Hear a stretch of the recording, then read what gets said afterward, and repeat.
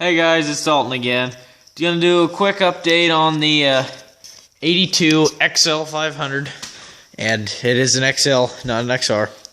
That's probably what I'll keep titling it as. Not real sure if I'll keep it as that, but who knows.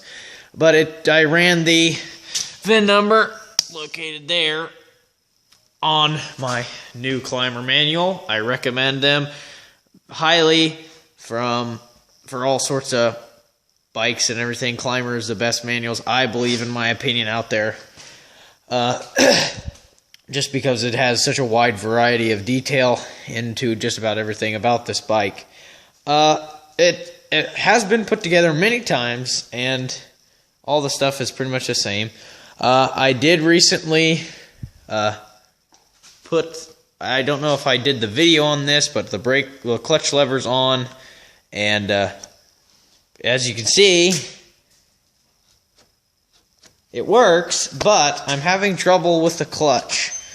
I don't know what it is. I've had the case off already, and that gray spot right here and that chip actually is a complete hole through this case here. But I don't know if that's led a lot of dirt and grime to go through there, but a side case like that's like $70-80. So what I'm probably going to do is just probably make that work, maybe patch up the hole again. But I got to get the case off again, and I already did all the stuff, removing the skid plate and all yada yada yada. And so probably going to do that again. I still don't know how to hook up the decompression release to the kicker, so I'm going to do without it. Waiting. I just ordered my throttle sleeve because this one, like I said before, cracked, busted off. So getting a new throttle sleeve coming in off of eBay. And since this is an XL, I think I've run into another problem. With it being an XL, most XLs, pretty much all of them, have the key ignition. This never came with a key, and there's no ignition switch. But I think we might be safe because me and Josh, well, not me, Josh, pretty much did the homemade wiring job, and he took out most of the stuff that we need.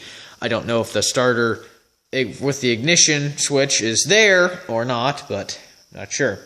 I did get my new kickstand in today. Kickstarter in today. Really good shape, but of course, $36 for that puppy on eBay. That was the cheapest I could find it, and I didn't want to wait. Here's the old crappy one that's all bent up and broken to crap and looser than a goose. So there's that. The manual, I said I did put more oil in it because I wanted to see, just to pump it through to make sure everything was still working as I watched with the cases off, just to make sure. Well, when the case was off, I pumped it a couple times, and I shot all the rest of the oil out that was in there, so I was like, I'll put some back in case I ever get it running. Now, with the clutch not working anymore, I don't know. I made sure everything that was in the case was correctly put back into the case and was in there as far from my knowledge as I know. Now, I did not get a very good look at it, so I'm going to probably take the case off, drain all the oil back out, and then put the oil back in when I'm completely finished looking at the transmission and clutch. That's why I got the manual. I, of course, took it apart without the manual because the manual hadn't come in yet, and I wanted just to see if I could figure out the problem by myself. Now, when I took the case apart, I didn't, of course, detach any of the cables or anything, which I'm going to do next time in order to get a better look at it.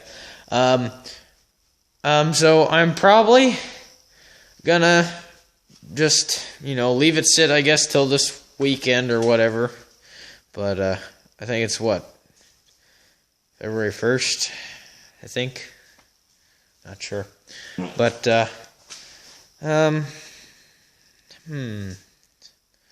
I think that's pretty much it. That's pretty much all I did to her. I think I'm gonna maybe try to start it sometime here for long. Maybe not this video, probably not this video. I'll probably try getting it running this weekend. Of course, now also, and I pretty much knew this, but as you can see, and I've showed you again, but I just want to stress the opinion, I cannot get an air filter in there, even how hard I try, with that shock where it's placed. Terrible placement. So, I got a kind of an idea. I'm going to buy some small piece of foam, and I'm going to like put it around here that stops the big particles and then clamp it down. That's how it's going to work. But, oh, and look at this. Choke. Oh, clutch. Choke. Does work. Got it all hooked up. But, of course, got to wait for the throttle sleeve in order to hook this doodad up. And the other parts are in there. But I think that's all of my update for today on the old XL500. I'm going to probably do a couple more adjustments, and then hopefully I'll have it running before the end of February. That's my goal. My main goal is to have it running and riding at the end of February. Okay? And if I don't make that goal, I am going to be very, very mad. And who knows? Maybe there's going to be a big problem with why it's not running. And if it's not, I don't know. I'll have to sell it. Because so once I get to a certain point on some things, it's just like, if it's not to the point of where it's running and I know what the problem is, then it's pretty bad. But alright guys, that's the little update on the XL500R. So, alright, please comment, subscribe, tell me what I'm doing, how you like it. Just keep in touch and please comment. Feel free to ask questions and give me some helpful hints if you want. Alright, Don't Worster out. See you guys later.